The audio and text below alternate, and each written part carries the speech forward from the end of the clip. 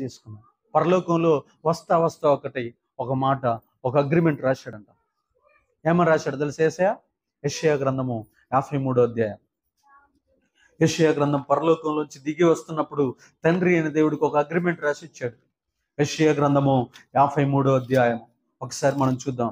ఆ అగ్రిమెంట్ని చదివితే మనకు అర్థమవును గాక.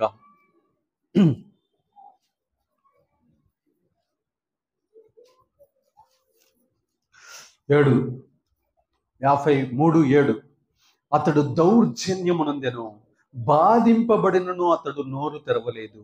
వదకు తేబడు గొర్రె పిల్లయు, బొచ్చు కత్తిరించు వాని ఎదుట గొర్రెయు మౌనముగా నుండునట్లు అతడు నోరు తెరవలేదు. రోజు దౌర్జన్యమే.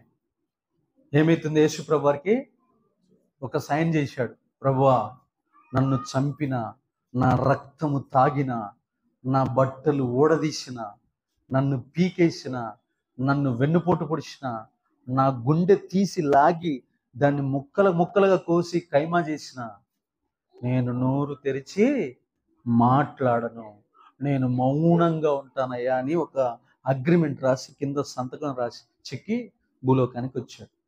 మనం అగ్రిమెంట్